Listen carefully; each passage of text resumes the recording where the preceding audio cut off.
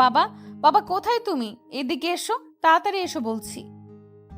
মেয়ের মুখে এরকম কথা শুনে হন্তদন্ত হয়ে সিঁড়ি ভেদ করে ড্রয়িং রুমে এসে সোফায় বসলেন ইসলাম মিয়া। সোফায় বসা সোফায় বসে পড়ার পর হাতে থাকা কিছু ডায়েরিগুলো টেবিলের উপর রাখেন। তারপর শান্ত কণ্ঠে মেয়ের দিকে তাকিয়ে বলে ওঠেন, কি হয়েছে মা বল। আজকে আমার একটা গুরুত্বপূর্ণ কাজ আছে, যেটার জন্য আমাকে দ্রুত কোর্টে যেতে হবে। বাবার মুখে এরকম কথা শুনে এবার মেয়েটি রাগান্বিত কণ্ঠে ঝাড়ি দিয়ে কথাগুলো বলে ওঠে। বাবা সবই তো ঠিক আছে, কিন্তু তোমার এই দুইটা বডিগার্ড আমি যেখানে যাই সেখানেই কেন যায়? আমি চাই না তোমার এরকম বডিগার্ড। ওদেরকে বলে দাও আমি যেখানে যাব ওরা যেন আমার সাথে সব জায়গায় না যায়, না হলে কিন্তু আমি ভয়ানক কাণ্ড ঘটিয়ে দিয়ে দিব। মেয়ের মুখে এরকম কথা শুনে ইসলাম মিয়া কি বলবে বুঝে উঠতে পারে না। ইসলাম মিয়া আরো কোনো কিছু না ভেবে উপায় না বের করতে পেরে মেয়ের খুশির জন্য বলে ওঠে, ওকে ঠিক আছে আম্মু, আমি ওদেরকে বলে দিয়েছি ওরা তোমার সাথে তেমন কোথাও যাবে না। তবে হ্যাঁ, তুমি কোথাও গেলে ওরা অবশ্যই যাবে, কিন্তু তোমার থেকে দূরে দূরে থাকবে, কারণ তুমি হয়তো জানো না যে আমাকে কতগুলো কেস হ্যান্ডেল করতে হয়। এমন এমন আসামি আছে যারা আমাকে কোর্টের ভেতর হুমকি দেয়। আমি চাই না আইনকে বাঁচাতে গিয়ে আমি আমার পরিবারকে হারিয়ে ফেলি, তাই আমি যেটা বলছি সেটাই শেষ কথা। মেয়েকে আর তেমন কোনো কিছুই বলার আগে সুযোগ না দিয়ে বেরিয়ে পড়ে জজ সাহেব ইসলাম মিয়া। অন্যদিকে আবার আগন্তুকটি এক এক করে সকল রকম মরণ যন্ত্রণা দেওয়ার জন্য তার বক্স থেকে সকল রকম সামগ্রী বের করে টেবিলের ওপর রাখে। রক্তাক্ত শরীর নিয়ে চেয়ারের সাথে বাঁধা অবস্থায় থাকা ছেলেটি আর চোখে সেদিকেই তাকিয়ে চোখের নোনা পানিগুলো ছড়াচ্ছে। ছেলেটি একটা ইলেকট্রিক্যাল তার নেয়, সেটা 3 ফেজওয়ালা। তার ইলেকট্রিক্যাল বোর্ডের মধ্যে জয়েন্টটা করে দেয়। তারপর ছেলেটির মাথায় পায়ে হাতে ইলেকট্রিক্যাল শক দেওয়ার জন্য কিবোর্ডে গিয়ে সুইচ দেয়, আবার বন্ধ করে আবার সুইচ দেয়, আবার বন্ধ করে দেয়। ছেলেটির অবস্থা প্রায় নাজেহাল। সে যে জায়গায় ইলেকট্রিক্যাল শক বেশি লাগছে সেই জায়গাগুলোই পুড়ে যাচ্ছে। ছেলেটি ইলেকট্রিক্যাল শক খাওয়ার কারণে পুরো ঝলসে গেছে। তারপর আগন্তুকটি ছেলেটিকে একটা টেবিলের ওপর শুইয়ে দেয়। তারপর একটা হাতুড়ি দিয়ে একের পর এক হাতগুলো থেকে শুরু করে পা পর্যন্ত, ঘাড় থেকে কোমর পর্যন্ত হাতুড়ি দিয়ে বাড়ি দিতে থাকে। ছেলেটি শুধু চিৎকার করছে, কিন্তু তার চিৎকার বাইরে বের হয় না, কেননা তার মুখের ভেতর কাপড় ঢুকিয়ে দিয়েছে। সেই কাপড় ঢুকিয়ে দেওয়ার ভেতরে যেন অসম্ভব যন্ত্রণার শিকার হচ্ছে ছেলেটি।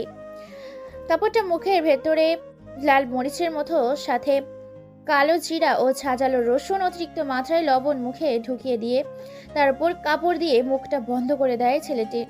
ছেলেটি শুধু চিৎকার করছে, চিৎকার বাইরে বের হয় না। হাতুড়ি দিয়ে অনেক যন্ত্রণা করার পর পুরো শরীরটিকে থেতলিয়ে দেয়। মাংসগুলো যেন ফেটে গেছে, শরীরের সাথে চামড়াগুলো যেন লেপ্টে আছে, লাল রক্তটা যেন শরীরের চলাচল দেখা যাচ্ছে। শরীরের শিরা উপশিরার রগগুলো যেন শিহরিত হয়ে উঠেছে। আগন্তুকটি আবার হাসি দিয়ে বলে ওঠে, হা হা হা। জানিস তো ভাই, যে জিনিসের প্রতি একবার মায়াটা বেড়ে যায় না, সেই জিনিসটা পাওয়ার জন্য সেই মানুষটা অন্য আরেকটা মানুষকে মেরে ফেলতেও দুবার ভাবে না।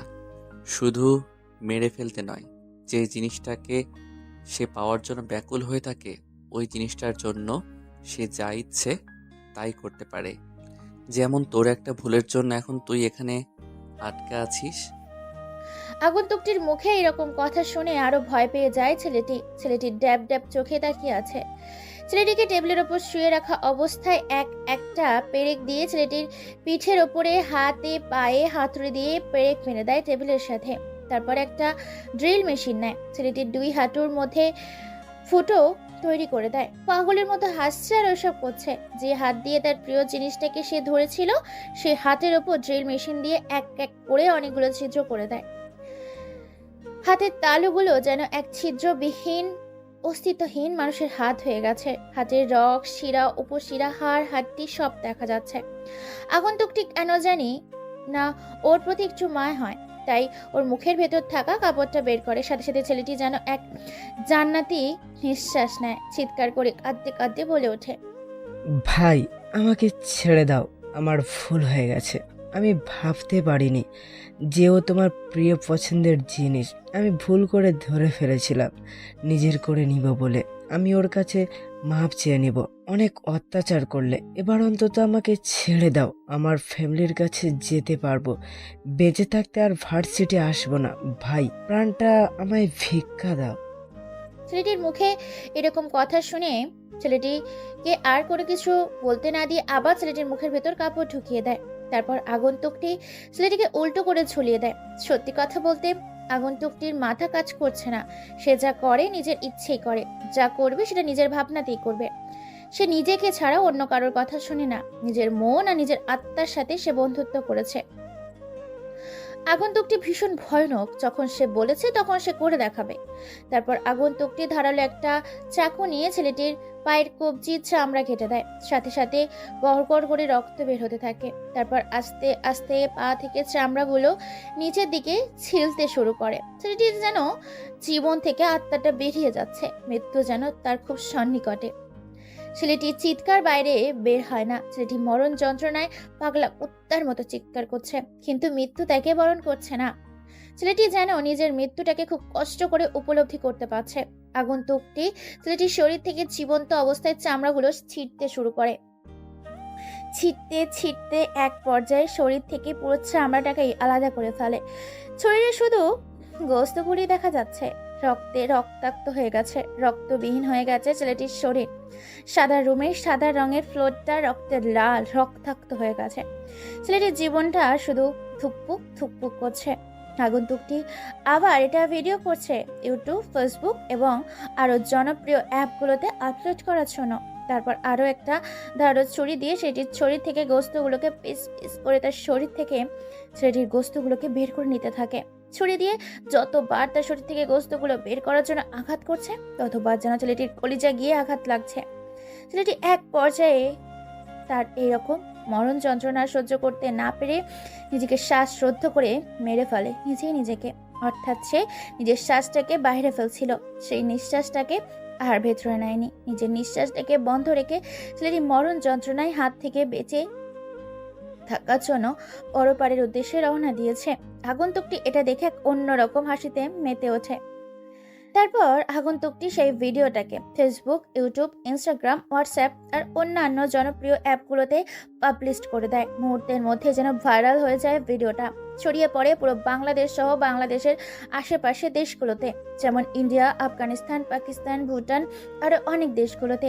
এক ভয়ের আতঙ্ক শুরু হয়ে যায়, যেন পুরো ফেসবুকে হাহাকার আর আয়তন ছড়িয়ে পড়ে। সবার মুখে শুধু একটাই কথা, শহরের প্রভাবশালী ছেলে যদি এই অবস্থা করে এক অজানা কুখ্যাত সন্ত্রাসী, তাহলে না জানি সাধারণ মানুষের কি অবস্থা করে এই সন্ত্রাসী।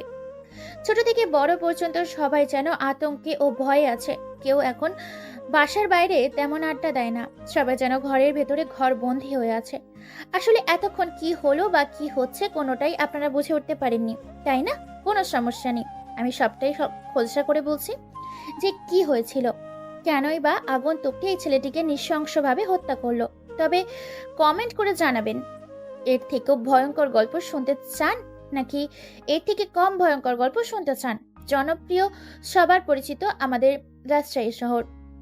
রাজশাহী শহরের রাজশাহী ভার্সিটিতে কম বেশি পড়তে আসে বাইরের দেশগুলো থেকে শুরু করে বাইরের অঞ্চল, বাইরের ডিস্ট্রিক্ট, বাইরের বিভাগগুলো থেকে আমাদের বাংলাদেশের ছাত্রছাত্রীরা।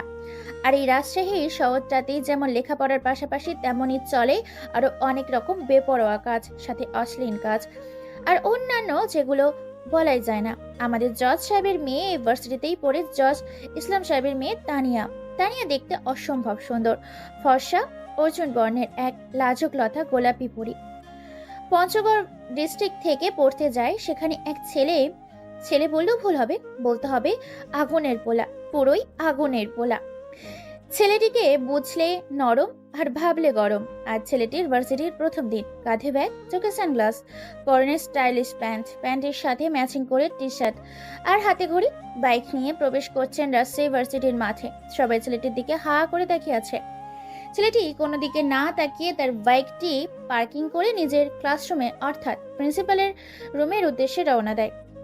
যতই সিঁড়ি দিয়ে উপরে উঠতে যাবে ততই যেন কারোর সাথে ধাক্কা খেয়ে না পড়ে গিয়েও বেঁচে যায়। কিন্তু সে ধাক্কা খেয়েছে, সে ফ্লোরে পড়ে যায়। পড়ে যাওয়ার সাথে সাথেই চিৎকার করে বলে ওঠে, ওরে মারে, কোমরটা বুঝি গেল রে। ছেলেটি মেয়েটির কথায় তার চোখ থেকে সানগ্লাসটা খুলে ফেলে। মেয়েটির দিকে তাকিয়ে তো প্রথম তাকাতেই যেন ছেলেটির শরীরে 11,000 ভোল্টের এক শীতল বাতাস প্রবাহিত হয়ে যায়। হাঁ করে তাকিয়ে আছে। হঠাৎ করে মেয়েটি ছেলেটির দিকে তাকিয়ে তো অবাক, কেন ছেলেটি হাঁ করে চোখ করে আছে তার দিকে। এটা দেখেই মেয়েটি ফ্লোর থেকে উঠে গিয়ে ছেলেটির সামনে তুড়ি বাজাতেই ছেলেটির হুঁশ ফিরে আসে। তারপর মেয়েটি ঝাড়ি দিয়ে বলে ওঠে, কি রে বেটা, তুই কি চোখ উপরে নিয়ে ঘুরিস নাকি রাস্তাঘাটে? ফেলে দিয়ে তো আমার কোমর দিলে ভেঙে। ছেলেটির কোনো কথাই বলে না, হাঁ করে তাকিয়ে আছে মেয়েটির দিকে। মেয়েটি এটা দেখে ছেলেটির কলার ধরে মেয়েটি তার মুখের সামনে আবার ঝাড়ি দিয়ে বলে ওঠে, কি রে বলদার বাচ্চা বলদ, তুই এইভাবে কি দেখছিস? দেখে তো মনে হচ্ছে ভার্সিটিতে নতুন। যা, তুই নতুন বলে তোকে ছেড়ে দিলাম। নেক্সট টাইম চোখগুলো নিচের দিকে দিয়ে সোজা তাকিয়ে হাঁটবি। কথাগুলো বলে মেয়েটি চলে যায়। ছেলেটি কোনো কথা না বলে চুপচাপ প্রিন্সিপালের রুমে গিয়ে পরিচিত হয়ে নিজের ক্লাসরুমে চলে যায়। সেখানে গিয়ে তো আরো অবাক, কেন সেখানে গিয়ে সে দেখতে পায় তার ব্যাচে পড়ছে সেই মেয়েটি। ছেলেটির পাশে আরেকটি ছেলে বসেছিল। পলাশ নামের ছেলেটি হাত বাড়িয়ে দিয়েই বলে ওঠে, হাই, আমি পলাশ। এই ভার্সিটিতে দীর্ঘ 3 বছর ধরে লেখাপড়া করছি। তুমি নিশ্চয়ই নতুন, আমরা বন্ধু হতে পারি? হাই, আমি ফারুক। এই ভার্সিটিতে নতুন ভর্তি হয়েছি। এখানে থেকে পড়ালেখা কমপ্লিট করে যে কোনো একটা জায়গায় সেটেল হয়ে যাব। হ্যাঁ শিওর, অবশ্যই আমরা ফ্রেন্ড হতে পারি। তারপর দুজনে অনেক কথা বলে। এক পর্যায়ে ফারুক নামের ছেলেটি জিজ্ঞেস করে বলে ওঠে, আচ্ছা বন্ধু, তোকে একটা কথা জিজ্ঞাসা করব। করতে পারিস। যে কোনো প্রশ্ন, কোনো সমস্যা নেই। তোর প্রশ্নের উত্তর আমি দিতে রাজি আছি, বল। পলাশের কথা শুনে এবার ফারুক আমতা আমতা করে হালকা একটু মুচকি হাসি দিয়ে মেয়েটির দিকে তাকিয়ে চোখের ইশারায় দেখিয়ে বলে ওঠে, ওই মেয়েটাকে আর ওই মেয়েটার সম্বন্ধে আমাকে কিছু ডিটেলস দে। কেন, তুই জেনে কি করবি? ওর কি দরকার তোর? তুই নতুন, তাই ওর সম্বন্ধে জানিস না। ও কার মেয়ে? হ্যাঁ, আমি তো সেটাই জানতে চাচ্ছি যে ওইটা কে এবং পরিচয় কি। ফারুকের কথায় সন্দেহ দৃষ্টিতে তাকিয়ে এবার হালকা হাসে পলাশ বলে ওঠে, ও হচ্ছে আমাদের এই এলাকার জজ সাহেবের মেয়ে। আর আমাদের জজ সাহেব হচ্ছে ইসলাম মিয়া, আর তার মেয়ে হচ্ছে তানিয়া। আর কিছু জানার আছে তোর? এবার পলাশের কথায় ফারুক হালকা হেসে বলে ওঠে, আরে না রে, যা বলেছিস এতেই অনেক। আর এর থেকে বেশি জানার প্রয়োজন নেই। যা জেনেছি এতেই কাজ হয়ে যাবে। তাই? দুজনে এইভাবে অনেক কথা বলে, অনেক আড্ডা দেয়। প্রতিটা ক্লাস তারা করে। এই ক্লাসটাই শেষ করে তখনই হঠাৎ করে চোখে চোখ পড়ে যায় মেয়েটির। মেয়েটি আর কেউ না, মেয়েটা হচ্ছে তানিয়া। তানিয়া হঠাৎ চোখে আটকা পড়ে যায় ফারুকের চোখ জোড়া। ট্যাপ ট্যাপ চোখে তাকিয়ে আছে ফারুক এখনো তানিয়ার দিকে। তানিয়া কোনো কিছু না বলে কোনো রকমের ক্লাস শেষ করে বের হয়ে যায় বাড়ির উদ্দেশ্যে। এরপর পলাশ আর ফারুক বেরিয়ে পড়ে বাইক নিয়ে পুরো শহরটা ঘুরে দেখবে বলে। তাদের বাকি বন্ধুগুলো আজকে ভার্সিটিতে আসেনি বলে পরিচয় করে দিতে পারেনি, পরে পরিচয় করে দিবে বলে শহরটা ঘুরতে বের হয়। হঠাৎ করে অন্যদিকে ফারুকের ফোনে ফোন আসে। ফোন রিসিভ করতেই বলে ওঠে, বস, আপনি কোথায় আছেন? আমরা এই মুহূর্তে একটা খবর পেলাম। আজকে আপনি যে ভার্সিটিতে আসেন সেই ভার্সিটি থেকে রাতের আধারে প্রায় 30 জন মেয়েকে 35,000 কোটি টাকার বিনিময়ে বিদেশি আমেরিকার দেশে বিক্রি করে দেবে। উপরোক্ত কথাগুলো শুনে ফারুক রাগে ফেটে যাচ্ছে। নিজের অজান্তেই বাইকের হ্যান্ডেল ব্রেকটা কষে এক চাপ দেয়। হঠাৎ এমন হাওয়াতে পেছন থেকে ছিটকে গিয়ে কয়েক হাত দূরে পড়ে পলাশ। পলাশ কোনো কিছু বুঝতে পারে না। কিছু বলে ওঠার আগেই ফারুক বলে ওঠে, তোরা সব ব্যবস্থা কর, চারদিক দিয়ে ঘেরাও কর, সময় মতো আমি চলে আসব। কাউকে আর কোনো কিছু বলার সুযোগ না দিয়ে ফোনটা কেটে দেয়। ফোনটা কেটে দিয়ে পলাশের দিকে তাকায়।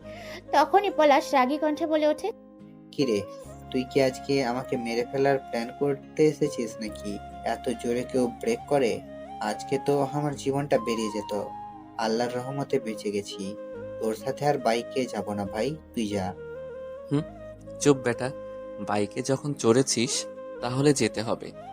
তারপর তারা দুজন আবার রওনা দেয়। পলাশকে তাদের বাড়ির সামনে নামিয়ে দিয়ে ফারুক চলে যায় তার নিজ গন্তব্যের উদ্দেশ্যে।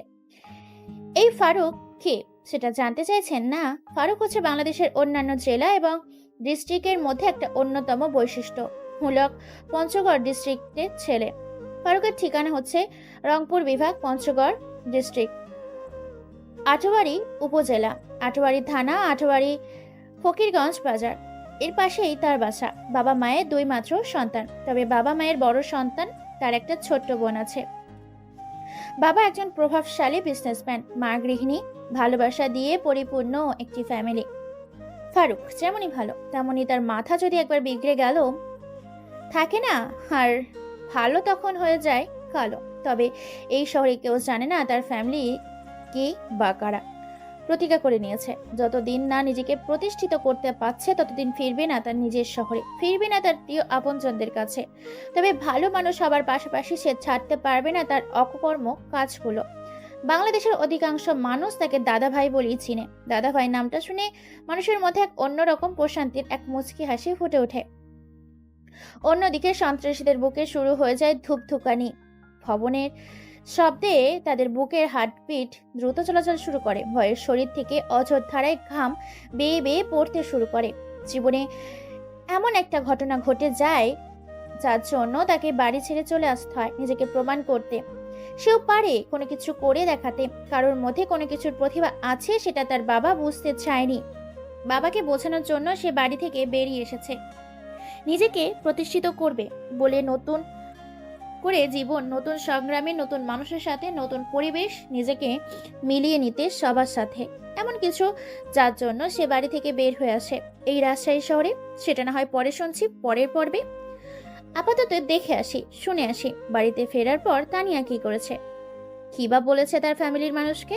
ও হ্যাঁ, তানিয়ারা দুই বোন, বলতে ভুলে গেছি। তানিয়া হলো বড়, তানিয়ার একটা ছোট বোন আছে, তার বোনের নাম হচ্ছে তাফিয়া।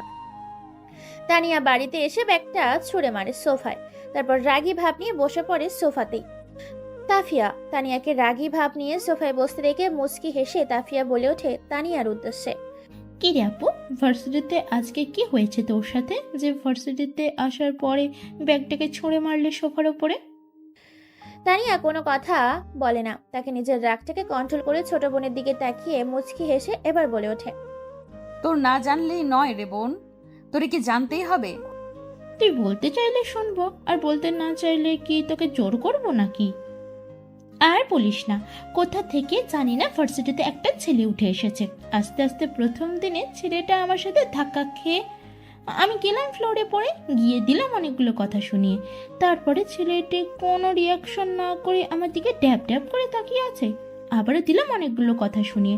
তারপর নিজের ক্লাসের রুমে গেলাম, সেখানে গিয়ে তো আর এক ঝটকা খেলাম, কেননা বেটা খটাস আমার সাথেই পড়ে। পড়িস তো পড়িস, ঠিক আছে ভাই, তাই বলে তুই পুরো ক্লাস চলাকালীন আমার দিকেই তাকিয়ে থাকবি? তানিয়ার মুখে এরকম কথা শুনে তাফিয়া হাসতে হাসতে পেট ফেটে যাচ্ছে। হাসতে হাসতে তাফিয়া বলে ওঠে, তাই আমার তো মনে হয় ছেলেটা তোর প্রেমে পড়ে গেছে, কেননা প্রথম দেখায় ড্যাব ড্যাব চোখে তাকিয়ে থাকে, তারপর পুরো ক্লাসরুমে কারো দিকে না তাকিয়ে শুধু তোর দিকে তাকিয়ে থাকা, তারপর জানি না তোর সাথে কি কি করে সে। এই জন্যই তো তোকে বলি এত মেকআপ করে ভার্সিটিতে যাস না। কিন্তু কে কার কথা শুনে এখন বোঝ ঠেলা।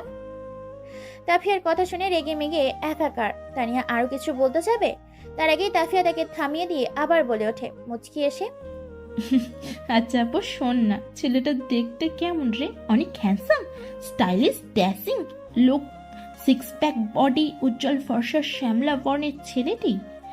দেখতে নিশ্চয়ই বলিউডের হলিউডের শাকিব খানের মতো। সমস্যা নেই তো, যদি ছেলেটাকে পছন্দ হয় তাহলে আমাকে বললে আমি বাড়িতে বলে ওর সাথে তোর বিয়ের ব্যবস্থা করে দেব। কি বললি তুই?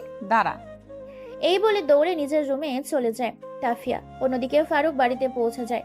পৌঁছে গিয়ে ফ্রেশ হয়ে সোফায় বসে ল্যাপটপ নিয়ে, তারপর এখানকার লোকাল সব সিসিটিভি ক্যামেরা কোথায় কোথায় লাগানো আছে সেটা চেক করতে থাকে। কেননা সে মনে করে অপারেশন নেওয়ার আগে কোনো দিক দিয়ে নিব এবং কিভাবে নিব তাই তার পূর্ব প্রস্তুতি ভেবে রাখা উচিত। অন্যদিকে যে ফারুককে ফোন করেছিল সেই ছেলেটি তার দলের সমস্ত ছেলেকে নিয়ে যেদিক দিয়ে ট্রাক নিয়ে যাবে পাচার করার জন্য সেই দিক দিয়ে আশেপাশের এলাকা সহ রাস্তাঘাট ঘেরাও করে নিয়েছে প্রায় কয়েকশো ছেলেকে নিয়ে। প্রত্যেকটা সিসিটিভি ক্যামেরা চেক করে নেয়, শুধু 3 জায়গায় খালি আছে, যে জায়গাগুলোতে কোনো সিকিউরিটি দেওয়ার জন্য সিকিউরিটি সিসিটিভি ক্যামেরা লাগানো হয়নি। সে বুঝে গেছে এই 3 রাস্তার মধ্যে দিয়ে যে কোনো একটি রাস্তা দিয়ে তারা মেয়েগুলোকে পাচার করবে। তাই সে তার লোকদের 3 রাস্তা ঘিরে ফেলতে বলে, সাথে বন্দুক, রাইফেল আর অন্যান্য সরঞ্জাম রেডি করতে বলে, আর অন্যান্য সামগ্রী যেগুলো দিয়ে মুখাপেক্ষ হবে। 2 দলের মধ্যে লড়াই হবে, 2 দলের মধ্যে বিজয় হবে কারা, তাই পূর্বে প্রস্তুতি নিয়ে রওনা দেয় ফারুক। সবকিছু তৈরি হয়ে গেছে। দেখতে দেখতে সন্ধ্যা নেমেছে, চারিদিকটা অন্ধকারে ছেয়ে গেছে। আকাশে হালকা হালকা ঘন কালো মেঘ দেখা যায়, যার কারণে তারা চাঁদ কোনোটাই দেখা যায় না। পরিবেশটা কেমন যেন হালকা অন্ধকারে ছেয়ে গেছে। পুরো রাস্তাটা পিন পিন নীরবতায় বিরাজ করছে। পুরো রাস্তাটা যেন আজকে অন্যান্য দিনের চেয়ে এক ভয়ঙ্কর রূপে রূপান্তরিত হয়েছে। রাত 10টা বেজে 5, দেখতে দেখতে 11টা বেজে 12টাতে ওভারটেক করে রাত বাজে 1টা। এখনো কারো কোনো সাড়াও পাওয়া যায় না। এটা দেখে এবার ফারুক বলে ওঠে, কি রে, তোর খবর কি? সঠিক ইনফরমেশন ছিল, এখনো তো কেউ এলো না। ভাই, আকাশ সাক্ষী, জমিন সাক্ষী, পৃথিবীর আলো বাতাস সহ পৃথিবীর সকল সৃষ্টিকে সাক্ষী রেখে আমি দীপ্তকণ্ঠ শপথ করে বলছি, আমি যা ইনফরমেশন এনেছি সবটাই সত্যি। আমরা আর কয়েক মিনিট অপেক্ষা করি, নিশ্চয়ই তারা আসবে। কথাটা শেষ করার আগেই 2 দিক দিয়ে 2টা কালো রঙের স্মার্ট কার এসে উপস্থিত হয়ে রাস্তার সাইডের সাথে আরেকটি ট্রাক, তার পেছনে আরেকটি লরি। গাড়িগুলোর ভেতর থেকে 2জন ব্যক্তি বের হয়ে আসে। একজনের পরনে আছে সাদা কোট, স্যুট বুট পরিহিত ব্যক্তি, অন্যজনের বর্ণনা আছে কালো রঙের কোট, আরো অন্যান্য স্যুট বুট পরিহিত আরো এক অন্য ব্যক্তি। 2জনের মুখে 2টা কালো রঙের মাস্ক। কোনো কথা ছাড়াই কালো রঙের পোশাকধারী ব্যক্তিরা হাতের ইশারা দেওয়ার সাথে সাথে তাকে দরজা খুলে দেয়। আর ট্রাকের ভেতর দেখা যায় প্রায় 30 থেকে 50টার মতো মেয়ে আছে। মেয়েগুলো দেখে দূর থেকেই বোঝা যাচ্ছে তাদের ড্রাগস দিয়ে ঘুম পাড়িয়ে রাখা হয়েছে। অন্যদিকে সাদা রঙের কোট পরিহিত ব্যক্তিটি হাতের ইশারা দিয়ে অপর গাড়িটির দরজা খুলে দেয়। সাথে সাথে 1000 টাকার বান্ডিল, 500 টাকার বান্ডিল এবং 100 টাকার বান্ডিল থাক থাক করে টাকা দিয়ে ভরিয়ে রাখা হয়েছে গাড়িটাতে। দেখেই হাসি দিয়ে 2 ব্যক্তি বলে ওঠে, তোমার মাল চাই, মাল দিলাম। আমার টাকা চাই, আমি টাকা নিলাম। তুমি এখান থেকে কেটে পড়তে পারো। নেক্সট প্ল্যান কোথায় করবে সেটা আমাকে জানিয়ে দিও মেসেজ করে। গুড বাই, চলি, সি ইউ, ভালো থেকো। ওই দাঁড়া, 1 মিনিট যাবি? ঠিক আছে, কথাটা শুনে যা। যতগুলো টাকা দিয়েছি না, মালগুলোর থেকে বেশি দিয়েছি। প্রত্যেকটাকে একবার করে আমি পরখ করে দেখব, তারপর এগুলোকে বিদেশে সেল করব। কেননা আমাদের তো যাচাই করতে হবে কোন জিনিসটা ভালো আর কোন জিনিসটা খারাপ, কারণ সবগুলোর দাম আমি এক রেটে দিয়েছি। তাই আগে আমাকে টেস্ট করতে হবে যে কোনটার স্বাদ কেমন। যেটা স্বাদ বেশি সেটা মুনাফা বেশি, আর যেটা স্বাদ কম সেটার মুনাফা কম, বুঝলি? এই বলে যখন 2 আগন্তুক 2 দিক দিয়ে তাদের 2 সম্পদ নিয়ে চলে যাবে, তখনই রাস্তার 2 দিক দিয়ে বিদ্যুতের গতি, অর্থাৎ বিদ্যুতের 11,000 ভোল্টের চেয়েও দ্রুত বেগে এক একটা বুলেট এসে যেন লাগছে এক একজনের শরীরে। হঠাৎ করে এমন হওয়াতে 2 দিক দিয়ে 2 নেতা ভয় পেয়ে যায়। তারা নিজেদের বাঁচানোর জন্য সেই স্থান থেকে পালিয়ে যেতে নিলেই সাদা রঙের কোট পরিহিত লিডার ধরা পড়ে যায়। অন্যদিকে রাস্তার ধারে গাছগাছালি ঝোপঝাড়, সাথে গাছের ডাল পাতা পড়ে থাকায় কালো রঙের পোশাকধারী ব্যক্তিটি খুব সহজে লুকিয়ে পড়ে সেইগুলোতে। সবাইকে মারে পটাপট করে, কারণ ফারুকের দলের ছেলেরা, কারণ তাদের এক একজনের হাতে ছিল 9mm রিভলভার, 4mm রিভলভার, স্পাইপার, bullet proof jacket, bullet proof helmet, আর এক একটা চাইনিজ কাচের তৈরি কুড়াল, এক একটা ধারালো চাইনিজ কাছের তৈরি চাকু। যাকে যেভাবে পেয়েছে তাকে সেখানেই সেভাবে মেরে ফেলেছে, কোনো কথা বলার সুযোগ দেয়নি। প্রায় রাস্তাটা লাল রক্তে ছেয়ে গেছে। রক্তের কারণে আশেপাশের গাছপালা সহ পড়ে থাকা ডাল পাতাগুলো রক্তের লাল রং ধারণ করেছে। পরিবেশটা শুধু রক্তে রক্তাক্ত হয়ে গেছে। তবে তাদের মধ্যে থেকে এখনো বেঁচে রয়েছে সেই সাদা রঙের লিডারটা। এবার ফারুক একটা লম্বা একটা কোরাল দিয়ে এগিয়ে আসতে থাকে সেই অজানা ব্যক্তির দিকে। সেই অজানা ব্যক্তিটিকে 2 দিক দিয়ে 2জন ধরে রেখেছে। তার হাতের সামনে এসে কোরালটা দিয়ে তার শরীরটাকে ভালো করে একবার শুয়ে দেয়। তারপর কোরালটা তার মুখের সামনে রেখে হালকা হেসেই বলে ওঠে, জানিস তো, এই ফারুক ভাই যায় যেখানে বিপদের সাথে খেলতে ভালোবাসে সে সেখানে। তোরা জানিস না এই দাদা ভাই এই শহরে এসেছে?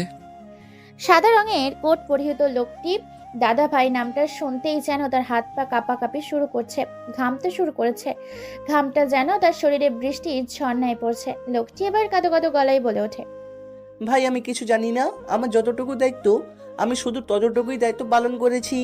এর বিনিময়ে আমি মোটা অঙ্কের টাকা পেয়েছি। এর পেছনে কে আছে বা কারা আছে সেটা আমি জানি না। আমাকে ঠিকানা থেকে এগুলো করতে বলেছে, তাই আমি এসেছি। তুই যেহেতু জানিস না, তাহলে তোকে বাঁচিয়ে রেখে কি হবে? মরার জন্য তৈরি হয়ে নে। ফারুকের মুখে এই কথা শুনে লোকটি ভয়ে একটা শীতল কণ্ঠে ঢোক গিলে আর ভয়ে জড়সড় হয়ে আতঙ্কের সুরে বলে ওঠে, ভাই আমাকে মারবেন না, মারবেন না। আমি বলতেছি আমি কিছুটা জানি, সে কিছুটা থেকে আমি আপনাকে বলতেছি। তারপর সেই সাদা রঙের পোশাকধারী লোকটি সব ঘটনা খুলে বলতে শুরু করে ফারুক ওরফে দাদা ভাইয়ের সামনে। ভাই মেয়েগুলোকে বিদেশে পাচার করা হবে এবং সেখান থেকে মেয়েদের সাথে অনেক রকম কাজ করা হবে, মেয়েদের নিয়ে ব্যবসা করা হবে, আমি এটুকু জানি। আর এগুলো কোনো এক ভার্সিটি থেকে পাচার করা হয় এবং ওই ভার্সিটির কেউ একজন জড়িত আছে, যে কিনা কোটি কোটি টাকার পাহাড় করছে। আর বিদেশ থেকে আরো বড় বড় পার্টিরা আসে, যারা আমাকে টাকার বিনিময়ে এদেশে পাঠাই, আমি টাকার বিনিময়ে এদেশ থেকে নিয়ে যাই। তাহলে মরার জন্য তৈরি হয়ে নে।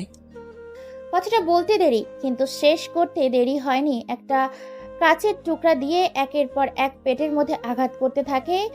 এত পরিমাণ আঘাত করেছে যার কারণে ছেলেটির পেটের ভেতর থেকে নাড়ি এবং ভুঁড়িগুলো বের হয়ে আসে। বাইরে রক্তের সন্ধে দুর্গন্ধ ছড়িয়ে গেছে পুরো জায়গাটাতে। ছেলেটির করুণ অবস্থা, নাড়ি ভুঁড়িগুলো একাকার হয়ে গেছে। এক পর্যায়ে ছেলেটি আর সহ্য করতে না পেরে মৃত্যুর স্বাদ সেখানেই গ্রহণ করে। তারপর সবাই মিলে বন্দুক নিয়ে বেশ কয়েকটা গুলি করে সেখান থেকে চলে যায়। ছেলেটির বুক থেকে মাথা পর্যন্ত ঝাঁঝরা করে দিয়েছে গুলি করে। এই খবরটা ছড়িয়ে পড়েছে বিভিন্ন টিভি নিউজ চ্যানেলে, ইউটিউব চ্যানেলে, ফেসবুকে চ্যানেলে। সাংবাদিক প্রচার করছে খবর। আবার চলে এলাম নতুন কোনো খবর নিয়ে। আমাদের এই এএন টিভিতে সকল ধরনের আপডেট পেতে সাথে থাকুন। রাত বাজে 2:30 অথবা 3টা, অজানা কোনো ব্যক্তি এসে শত্রুদের অনেক নৃশংসভাবে হত্যা করে উদ্ধার করে নিয়ে যায় প্রায় কয়েক কোটি টাকার মেয়ে পাচার হতে যাচ্ছিল বিদেশের কোনো এক দেশে। সেই মেয়েগুলোকে বাঁচিয়ে নিলেও কোনো এক অজানা মাফিয়া। তবে সবাই বলছে এটা কেউ না, এটা শুধু দাদা ভাইয়েরই কাজ। কেননা বাংলাদেশের বর্তমানে যদি কেউ টপ মাফিয়া গ্যাংস্টারের মধ্যে সিক্রেট মাফিয়া হয়ে থাকে, তাহলে সেটা একমাত্র দাদা ভাই। দাদা ভাইয়ের উপরে বাংলাদেশে তেমন কোনো বড় গ্যাং নেই এবং দাদা ভাইয়ের গ্যাংটা বাংলাদেশ সহ আরও অন্যান্য দেশগুলোতেও ছড়িয়ে গেছে, রাজত্ব চলছে। শুধু দাদা ভাইয়ের নামে, দাদা ভাইয়ের নামগুলোই এই দেশের সরকার সহ জনগণ কেঁপে ওঠে এবং মেয়েগুলোকে সহি সালামতভাবে পৌঁছে দিয়েছে। আবার সেই ভার্সিটিতে মেয়েগুলোর ফ্যামিলি জানতে পেরে মেয়েগুলোকে সেখান থেকে নিয়ে যায় নিজেদের হেফাজতে। অনেকটাই দুর্নাম হয়েছে ভার্সিটির, কেননা আরও তথ্য পাওয়া গেছে সে ভার্সিটির কেউ এসবের সাথে জড়িত আছে, যে কিনা মেয়েদের পাচার করে বিদেশে টাকা কোটি কোটি পার করছে। রাজশাহী শহরের ভার্সিটি সহ আর অন্যান্য ভার্সিটিতে এখন আইনের আয়ত্তায় নেওয়া হয়েছে বিভিন্নভাবে আরও ব্যবস্থা, সাথে আরও কঠোর আইন জারি করা হয়েছে। আমরা এতটুকু খবর পেয়েছি। পরবর্তী খবর জানতে আমাদের চ্যানেলটিকে ভিজিট করে রাখুন। ছোট্ট একটা বিরতি নিচ্ছি, বিরতির পরে বিস্তারিত আলোচনা। টিভির পর্দায় সাংবাদিকের কথাগুলো শুনে রাজশাহী শহরের মানুষগুলো আরো আতঙ্কে পড়ে যায়। ছেলেমেয়েগুলো বাইরে লেখাপড়া করতে পাঠাতে ভয় পায়, যে যার মতো কানাঘুষা করছে, অনেক অনেক কথাই বলছে। আজকে ভার্সিটিতে তেমন কোনো রিয়াকশন দেখা যায় না খবরের পর, কেননা ভার্সিটিতে ওই খবরের পর কেমন যেন হয়ে উঠেছে ভার্সিটিটা। বাইক নিয়ে প্রবেশ করছে ফারুক, চোখে সানগ্লাস, হাতে ঘড়ি, মুখে চাপদাড়ি, স্টাইলিশ প্যান্ট টি শার্ট, পায়ে বেশ দামি ক্যাচ, পকেটে ফোন, মুখে হাসি। বাইক থেকে নেমে বাইকটা স্ট্যান্ড করে চলে যায় পলাশদের আড্ডাখানায়। পলাশ এখানে ফারুক দেখেই বলে ওঠে, কিরে, হাই বস, তোকে সবার সাথে পরিচয় করে দেই। এ হচ্ছে আমাদের নতুন বন্ধু ফারুক, আর এই হচ্ছে মুকসেদুল, বাবু, ফারহাদ, শামীম, তামিম, ইকবাল, রহিম, করিম, জব্বার, সালাম, বরকত, রফিক, শফিক, বাহাদুর। আজ থেকে সবাই আমাদের বন্ধু। সবাই এক এক করে হাত মেলা আর বন্ধুত্ব করে নিয়ে ফারুকের সাথে। ওকে বন্ধু। তারপর তারা এক এক করে সবাই একসাথে পরিচিত হয়ে নেয়। পরিচয় পর্ব সেরে নিয়ে তারা একসাথে সবাই মিলে এক জায়গায় আড্ডা দিতে থাকে। বন্ধুদেরকে পেয়ে সে হ্যাপি খুশি, বন্ধুদের সাথে আড্ডা দিচ্ছে, তার পাশাপাশি লেখাপড়া করছে, আর তার পাশাপাশি টুকটাক মাস্তানি তো আছেই। রাতের আধারে অন্ধকারে বেরিয়েছে এক হায়না রূপে, বেরিয়েছিল সে সব শক্তিধারীদের ধ্বংস করতে। ও হ্যাঁ, সে বাসা থেকে কেন বেরিয়েছিল সেটা বলতে তো ভুলে গেছি। চলুন তাহলে সেটাও শুনে আসি, কেন সে বাসা থেকে বেরিয়ে এসেছিল, আর কেনই বা সে বর্তমানে এই রাজশাহী শহরে নিজেকে প্রতিষ্ঠিত করার জন্য নিজেই নিজের সাথে লড়াই করছে। পরিবারের বড় সন্তান ফারুক, তার একটা ছোট বোন আছে। বোনটা এবার ইন্টারে পড়ছে, আর ফারুক অনার্স দ্বিতীয় বর্ষে ভর্তি হতো। লেখাপড়ার পাশাপাশি বেশ দাপট ছিল তার শহরে। ধীরে ধীরে সে একটা সংগঠন তৈরি করে গরিব মানুষকে সাহায্য করবে বলে। সে সংগঠনটা ধীরে ধীরে একটা গ্যাংয়ে তৈরি হয়। সেই গ্যাংটা ধীরে ধীরে একটা গ্যাংস্টার রূপে রূপান্তরিত হয়। রাতের আধারে, দিন দুপুরে সেখানে অলিতে গলিতে, আনাচে কানাচে, এখানে সেখানে যখন পায় অন্যায় করতে দেখলেই প্রকাশ্যে পৃথিবী থেকে সরিয়ে দেয়। প্রশাসন থেকে পুলিশ পর্যন্ত, ওপর থেকে নিচ পর্যন্ত কেউই গ্যাংয়ের মুখোপেক্ষী হতে পারেনি। তাই তো এই গ্যাংটা দাদাভাই হিসেবে পরিচিত হয়েছে। লেখাপড়ায় তেমন একটা ভালো ছিল না সে, তবে মানুষ হিসেবে খুবই ভালো সে। ভার্সিটিতে কারোর সাথে সে অন্যায় হতে দিত না। গরিব দুঃখীদের সবসময় সাহায্য করত, তাদের পাশে থাকতো। তাদের ন্যায় বিচার, যে কোনো বিপদে আপদে মানুষের পাশে থাকার জন্য সর্বপ্রথম সেই তাদের পাশে দাঁড়াতো। তার পরিবারের কেউই জানতো না যে এই গ্যাংটার মাস্টার মাইন্ড সে নিজেই। সবাই ভাবতো সে সরল সাদা, এটাতে কেউ তাকে গালিগালাজ করলে কাউকে কোনো কিছু বলতো না। তবে রাতের আধারে গিয়ে তাকে উঠিয়ে নিয়ে এসে তাকে বুঝিয়ে দিত শান্তশিষ্ট ছেলেগুলো কখনো বোকা হয় না, বরং তারা বুদ্ধিমত্তার পরিচয় দিয়ে সঠিক সময়ের অপেক্ষা করে। বুদ্ধিমানরা কখনো রেগে যায় না, তারা ঠান্ডা মাথায় রেখে শেষ খেলাটা শুরু করে, শেষ পর্যন্ত খেলে। ভার্সিটিতে লেখাপড়ার পাশাপাশি মারামারিতেও পারদর্শী সে, কাউকে তোয়াক্কা করে না। একটা ছেলে তাদের আগের ভার্সিটিতে একটা মেয়েকে প্রতিনিয়ত ডিস্টার্ব করত। ছেলেটি বড়লোক বাবার একমাত্র সন্তান ছিল, আর ছেলেটি ছিল ভার্সিটির 1 নম্বর ও শৃঙ্খল। সেই মেয়েদের উত্তপ্ত করতে ডিস্টার্ব করত, কাউকে সম্মান দিত না, সব সময় তার পাওয়ার তাকে খাটাতো, সব সময় পাওয়ারের অপব্যবহার করত। একদিন ভার্সিটিতে প্রবেশ করছে ফারুক বাইক স্ট্যান্ড করে তার বন্ধুদের সাথে দেখা করে, আড্ডা দিচ্ছে। বন্ধুদের সাথে হোসাইন বলে ওঠে, কি রে, তুই আজকাল কোথায় থাকিস? তোকে দেখা যায় না কেন শহরে? আরে পাগল, তেমন কিছু, তোরা তো জানিস আমরা কি কাজ করি, এত ব্যস্ত থাকি এটাই। একজনকে 33 ডিগ্রি দিতে হবে, 11,000 ভোল্ট দিতে হবে। ভার্সিটি তার পাওয়ারে অপকর ব্যবহার করে। রাতে ওকে সাইজ করে দিবি, সমস্যা নেই।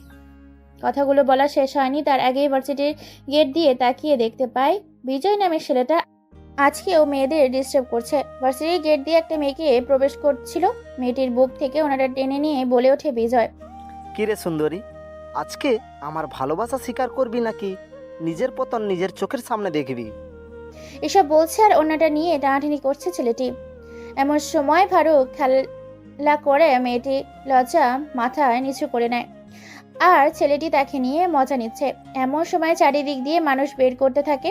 ছাত্রছাত্রীরা আশেপাশ দিয়ে তাকে ঘিরে ফেলতে শুরু করে। কেউ কোনো কথা বলে না, সবাই শুধু দেখছে, কিন্তু সাহস করে কেউ বিজয়ের সাথে কথা বলে না। মেয়েটির অসহায়ের মতো সবার দিকে তাকিয়ে আছে। এমন সময় মেয়েটির জামার খানিকটা অংশ ছিঁড়ে ফেলে বিজয়, আর বলে ওঠে, কিরে, তুই সবার সামনে আমায় থাপ্পড় মারিস, আমার গায়ে হাত দিস, আজকে তোর এমন অবস্থা করব যেটা তুই ভাবতেও পারবি না। এবার বিজয় নামে ছেলেটিকে ধীরে ধীরে মেয়েটিকে অপমান করার জন্য তার সাথে অসভ্যতামি শুরু করতে থাকে। মেয়েটি এক পর্যায়ে তার অসভ্যতাগুলো সহ্য করতে না পেরে ভার্সিটির 10 তলার ভবনের ওপরে উঠে নিচে ঝাঁপ দিয়ে সাথে সাথেই মেয়েটি নিচে পড়ে প্রাণ বেঁচে গেলেও তার হাত পা মেরুদণ্ড ভেঙে যায়, যার কারণে সে আর কোনোদিনই হাঁটাচলা করতে পারবে না। বেঁচে থেকেও মৃত হয়ে থাকবে পরিবারের ওপর বোঝা হিসাবে। এটা দেখে ফারুক সহ হোসাইন তাদের আরো বন্ধু দূরে দাঁড়িয়ে আছে। সেখানে ছেলেটি ভয় পেলেও পালিয়ে যেতে নিলে ফারুক বিজয়কে ধরে ফেলে। কোনো কিছু বুঝে ওঠার আগেই ফারুক সহ তার বন্ধুগুলোকে উদম কেলানি দিতে থাকে। এই পর্যায়ে মারতে মারতে প্রায় আধমরা করে ফেলেছে বিজয়কে। এমন পর্যায়ে রাগের মাথায় হকি স্টিক দিয়ে মারতে মারতে তার মাথা ফাটিয়ে ফেলে বিজয়ের। বিজয় এতগুলো মার সহ্য করতে না পেরে সেখানেই মরে যায়। এই ভিডিওটা ছড়িয়ে পড়ে সব জায়গায়। হৃদয়ের বাবা, ফারুকের বাবা অনলাইনে কাজ করছিল। তখন এই ভিডিওটা দেখে নিজের ছেলেকে গুন্ডাদের মতো মারপিট করতে দেখে ভীষণ ঘাবড়ে যান তিনি। ফারুক বাড়িতে গেলে তাকে অনেক বকাঝকা করে ধীরে ধীরে ফারুকের আসল পরিচয় মানুষের সামনে চলে আসে। অর্থাৎ সেই শহরের সব মানুষ জানে যে ফারুক আসলে কুখ্যাত দাদাভাই। আরও কি, ওর বাবা বাড়ি থেকে বের করে দিতে চেয়েছিল, কিন্তু তার মার জন্য পারেনি। তাকে সময় দিয়েছিল ভালো হওয়ার জন্য, কিন্তু ভালো হতে সে পারেনি। একদিন সে নিজের ভার্সিটি থেকে বাসায় ফিরছিল, তখন সে দেখতে পায় তার ছোট্ট বোনকে রাস্তার কিছু বকাটে ছেলে, প্রভাবশালী ব্যক্তিদের কয়েকটা বিগড়ে যাওয়া বাবার ছেলে, পরিবারের অকল্যাণ ডেকে আনা কিছু কুলাঙ্গার ছেলে তার বোনকে ডিস্টার্ব করছে। এটা দেখে ফারুক সহ হুসাইন, রাফি, রাফাত, তুতে, মামা, শামীম মোল্লা, তৌফিক, জাহারুল, আবদুল্লাহ, বিএস, শাফি, রহিম, ফরিদ, হাবিব, সাতার, খালেক, মালেক, জাব্বার, রহিম, করিম, সাতার সাথে সবাই অনেকগুলো মোটরসাইকেল থেকে নামে। ফারুকের ছোট বোনকে দেখে দৌড়ে চলে আসে ফারুকের কাছে, তারপর বলে ওঠে, ভাইয়া আমাকে বাঁচাও, দেখো ওরা শুধু আমাকে প্রত্যেকদিন ডিস্টার্ব করে, যাওয়ার সময় ডিস্টার্ব করে, আসার সময় ডিস্টার্ব করে, আর আজে বাজে কথা বলে। তোদের এত বড় কলিজা? তারপর ফারুক সহ হোসাইন, রাফি, রাফাত, তুতে, মামা, শামীম, মোল্লা, তৌফিক, জাবরুল তাদের সবাইকে ধরে এক করে মারতে থাকে। মারতে মারতে প্রায় আধমরা করে ফেলেছে ছেলেগুলো।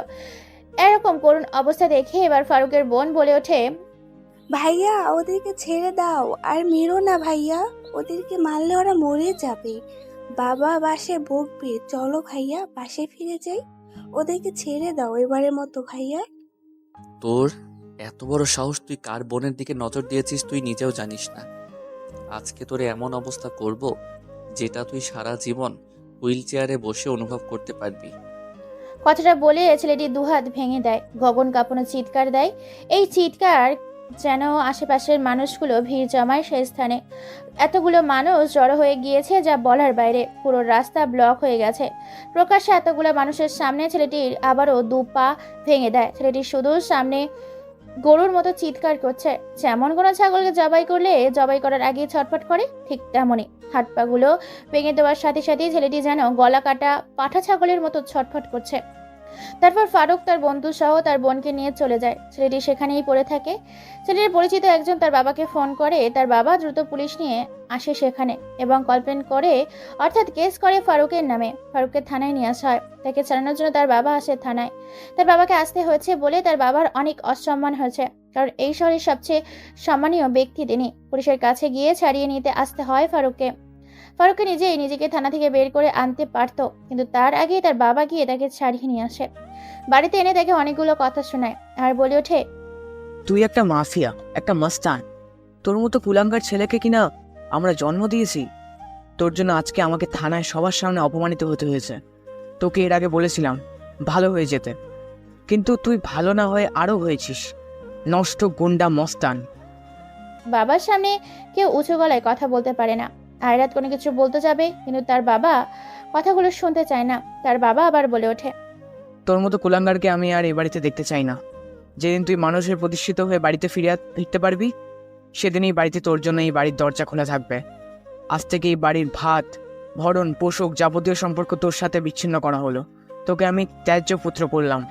তুই এই মুহূর্তে এক্ষুনি বাড়ি থেকে বেরিয়ে চলে যাবি। তবে যেদিন প্রতিষ্ঠিত হতে পারবি সেদিন তুই আমাদের কাছে ফিরবি। তার আগে তোর মুখটাও আমি দেখতে চাই না, কুলাঙ্গার কথাকার। কথাগুলো বলে ঝাড়ি দিয়ে চলে যায় কোটিপতি লাখপতি মোস্তাফা সাহেব। শারমিনা বেগম কেঁদেই চলেছেন। নিজের আদরের ছেলেটা কিনা আজকে তাদের ছেড়ে চলে যাবে। ফারুক আর সেখানে এক মুহূর্ত না দাঁড়িয়ে বেরিয়ে আসে বাড়ি থেকে। তারপর এই ঘটনার অন্যদিকে আয়াত তার বাবাকে এক এক করে সব ঘটনা খুলে বলে, কী কারণে ছেলেটার হাত ভেঙে দিয়েছিল তার ভাই। এটা শুনে খানিকটা হলেও অনুতপ্ত হয় মোস্তাফা হোসেন, কিন্তু ছেলে একটা মস্তান হয়েছে এটা তিনি মেনে নিতে পারছেন না। অন্যদিকে তানিয়া বেশ রেগেছিল ছেলেটার ওপর। ছেলেটা কেন তার দিকে ক্লাসরুমে ড্যাব ড্যাব করে চোখ নিয়ে তাকিয়ে থাকবে। তানিশার বোন তাফিয়া বেশ মজা নিচ্ছে। তার বোনের কাছে তার বোনকে ছেলেটার সাথে কথা বলে জ্বালাচ্ছে। তানিয়া বলে ওঠে, তাসফিয়া, তোকে কিন্তু মারবো এবার এক ঘুষি। ছেলেটাকে তো আমি কালকে উচিত শিক্ষা দেব। যদি আমার দিকে শুধু তাকিয়ে থাকবে না? ও জানে না আমি এই শহরের হাইকোর্টের জজ সাহেবের মেয়ে। আমার দিকে তাকালে কি হতে পারে সেটা তাকে কালকে বুঝিয়ে দেব, বুঝেছিস? ওকে, ঠিক আছে, কালকে কি করতে পারিস দেখা যাবে। হ্যাঁ হ্যাঁ, তোকে দেখিয়ে দিব আমি পারি কি না পারি। তোকে পারলে ভিডিও করে দেখাবো, তুই তখন মন দিয়ে দেখিস। এই বলে চলে যায় তানিয়া কোথাও। অন্যদিকে চারিদিকে অন্ধকার ছেয়ে গেছে। রাত 9টা বাজে। অমাবস্যা পূর্ণিমা থাকায় আজকে আকাশে না উঠেছে তারা আর না উঠেছে চাঁদ। রাস্তার দুই দিক দিয়ে গাছের সারি, পুরো রাস্তাটা বেশ অন্ধকার। শুধু দেখা যাচ্ছে জোনাকি পোকার 0 বাল্বের বাতি। গ্রামের এলাকা থাকায় পুরো রাস্তা ফাঁকা। ছুরি হাতে নিয়ে তারা করছে একটি ছেলে আর একটি ছেলেকে। ছেলেটি নিজের জীবন বাঁচানোর জন্য অঝরে ছুটছে। দৌড়াতে দৌড়াতে ছেলেটি হারিয়ে গেছে। পেছনে সেই আগন্তুকটি ধারালো ছুরি নিয়ে দৌড়াচ্ছে। ছেলেটির গলা শুকিয়ে গেছে। ছেলেটি আর দৌড়াতে পারে না। আগন্তুকটি বুঝতে পারে, একটা পাথর তুলে ছুঁড়ে দেয় ছেলেটির মাথায়, গিয়ে লাগে। সাথে সাথে ছেলেটি সেখানেই পড়ে যায়। আগন্তুকটি আর কোনো কথা ছাড়াই তার দুপা শরীর থেকে আলাদা করে দেয়। ছেলেটির সাথেই এক গগন কাঁপানো চিৎকার দেয়। পুরো রাস্তাটা ফাঁকা থাকায় এবং এলাকা দূরে থাকায় কারো কানে ছেলেটির কান্নার আওয়াজ পৌঁছায় না। আগন্তুকটি কি তার চোখের সামনেই পা দুটোকে কেটে ফেলে টুকরো টুকরো করে। কাটা পা দুটো থেকে লাল রক্ত গোলা গোলা করে গড়িয়ে পড়ছে। তাতে রাস্তায় থাকায় রাস্তাটা যেন লাল রক্তে রক্তাক্ত হয়ে উঠেছে এক সমীন রূপে। আগন্তুকটি এবার হাসতে হাসতেই বলে ওঠে, হাহা, কিরে শালা বানরের বাচ্চা, তুই জানিস আমি কে? আমি তোকে বারবার সাবধান করিয়েছি, আমার ছেলেদের হাত দিয়ে কিন্তু তুই আমার কথা শুনলি না। ভাই আমার ভুল হয়ে গেছে, আমি শ্রম দিয়ে খাবো, রিক্সা চালিয়ে খাবো, ট্যাক্সি চালিয়ে খাবো, অন্যের বাড়িতে থালা বাসন ধুয়ে খাবো, কিন্তু আর এই জঘন্যতম কাজ করব না। এবারের মতো ছেড়ে দিন, আমাকে একটা সুযোগ দিয়ে দিন।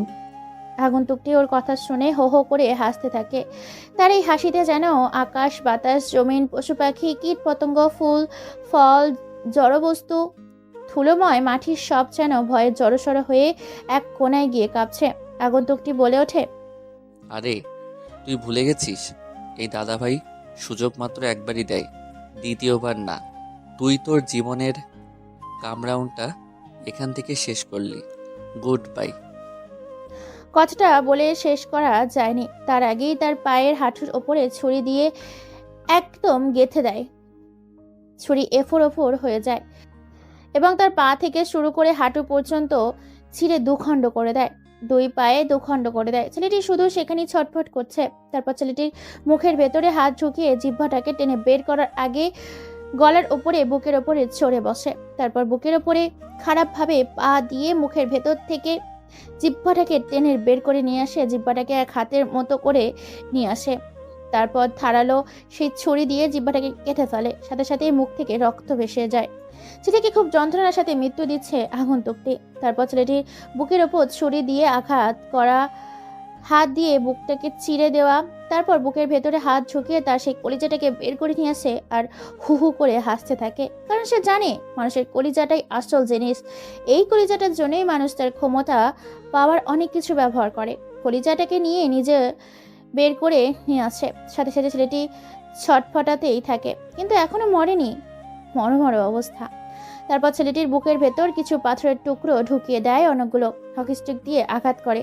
ছেলেটি এগুলো সহ্য করতে না পেরে এক পর্যায়ে প্রস্রাব পায়খানা করে দিয়ে সেখানে মৃত্যুর স্বাদ গ্রহণ করে। আগন্তুকটি সেখানে এক অতৃপ্তিময় হাসি দিয়ে বেরিয়ে পড়ে তার সেই নিজ গন্তব্যের উদ্দেশ্যে। ছেলেটির লাশটিকে রাস্তার মাঝখানে ভালো করে শুইয়ে দিয়ে পকেট থেকে ফোনটা বের করে আগন্তুকটির কোনো এক নাম্বারে ফোন দিয়ে সাথে সাথে 10টা প্রাইভেট জ্যাক কালো কার চলে আসে।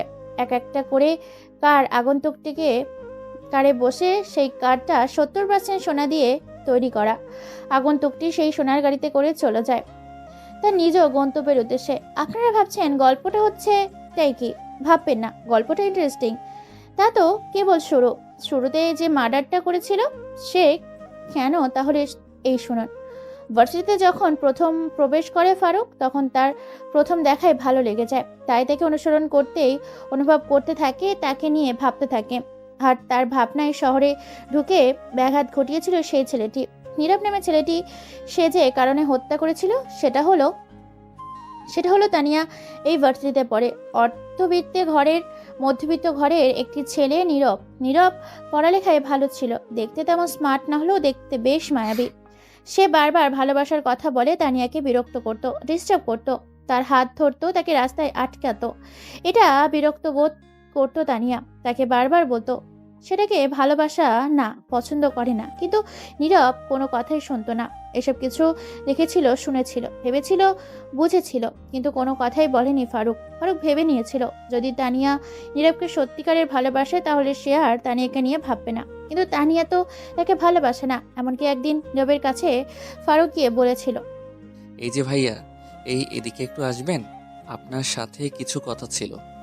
ফারুকের কথা শুনে ছেলেটি ফারুকের কাছে যায়, অর্থাৎ নীরব ফারুকের কাছে যায়। তারপর বলে ওঠে নীরব, বলেন কি জানতে চান ভাই আপনি আমার কাছ থেকে? আমি আপনাকে কিভাবে সাহায্য করতে পারি? তেমন কিছু না, আপনাকে কিছু কথা বলি, মন দিয়ে শুনবেন।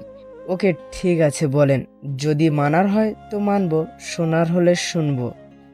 আপনি তানিয়াকে বিরক্ত করে ছেড়ে দেন, কারণ আমি তানিয়াকে ভালোবাসি আর তানিয়া আপনাকে ভালোবাসে না।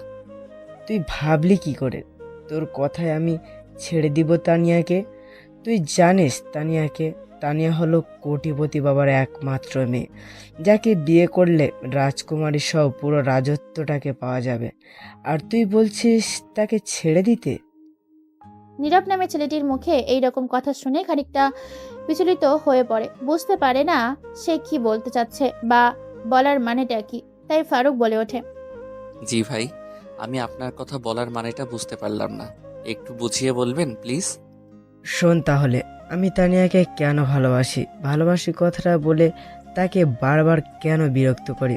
আসলে আমি তানিয়াকে নয়, তানিয়ার বাবার সেই ধন দৌলত সম্পত্তিটাকেই ভালোবাসি। তানিয়াকে বিয়ে করার মূল উদ্দেশ্য নয়, তানিয়ার সম্পত্তিগুলোকে নিয়ে লুটে খাওয়াটার মূল উদ্দেশ্য। ভালো করে কথাটা বুঝেছিস? এত কিছু বলার পরেও তুই যদি আমার আর ওর মাঝখানে আছিস, অর্থাৎ তানিয়া আর আমার মাঝখানে আসিস, তাহলে তোকে শিকড় থেকে মাটি পর্যন্ত উপড়ে ফেলবো। কথাটা বলে চলে যায় নীরব নামের ছেলেটি। ফারুক হা করে সেদিকে তাকিয়ে থাকে। সে একটা মুচকি হাসি দিয়ে কি যেন ভেবে কাউকে ফোন করে, আর সেখান থেকে হাসি দিয়ে বেরিয়ে পড়ে। তারপর ঘটনা তো আপনারা সবাই জানেন, তাই নতুন করে আর বললাম না। ফারুক প্রতিদিন ভার্সিটিতে শুধুমাত্র তানিয়াকে দেখবে বলেই আসে, আর তার বাবাকে দেওয়া কথা রাখবে বলেই পড়াশোনার পাশাপাশি সে মন দিয়ে তার ভালোবাসার মানুষটাকেও দেখে। আজকে এক অন্যরকম মায়া ভরা চোখে তাকিয়ে আছে ফারুক মেয়েটির দিকে। মেয়েটি নিজের দিকে তাকিয়ে থাকলেও দেখে এবার নিজের সিট ছেড়ে দিয়ে এসে পলাশকে তুলে নিয়ে সেখানে বসে পড়ে, আর হাতে চিমটি কেটে বলে ওঠে, এই ছেলে, তুমি আমার দিকে এইভাবে তাকিয়ে আছো কেন? জীবনে মেয়ে দেখোনি? যেভাবে হা করে আমার দিকে দেখছো, পুরো ক্লাস তোমার দিকে তাকিয়ে আছে। আর তুমি আমার দিকে, আর তুমি যেভাবে মুখটা হা করে আমার দিকে দেখছো না, একটা মশা তোমার ভেতরে গেলে তোমাকে আর বাঁচানো যাবে না। ফারুক হা হয়ে শুধু কথাগুলো শুনছে, কোনো কথা বলে না। এটা দেখে তানিয়া আবার বলে ওঠে, ধুর, তোর সাথে কথা বলাই বেকার।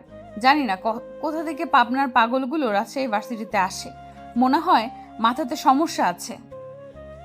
এত কথা বলি, শুধু হা করে তাকিয়ে থাকে, ঢং দেখলে বাঁচি না। তানিয়া সেখান থেকে চলে যায়। কোনো মতে ক্লাসগুলো শেষ করে সন্ধ্যায় বেরিয়েছে ফারুক, তখনই পেছন থেকে একটা ছেলে তার সাথে ধাক্কা খায়। ফারুক ভালো করেই তাকিয়ে দেখতে পায় তার পেছনে আরো 3টে ছেলে। এবার ফারুককে জড়িয়ে ধরেই বলে ওঠে, ভাই ভাই আমাকে বাঁচান ভাই, ওরা আমাকে মেরে ফেলবে, ওরা আমার মাকে মেরে ফেলেছে, আমার বাবা নেই, ওরা আমাদের বাড়িতে প্রতিদিন আসতো, কিন্তু আজকে আমার মাকে ওরা মেরে ফেলেছে, আমি দেখে ফেলি ওরা আমাকে মারতে এসেছে। তোদের বাড়িতে ওরা কি করতো তুই জানিস?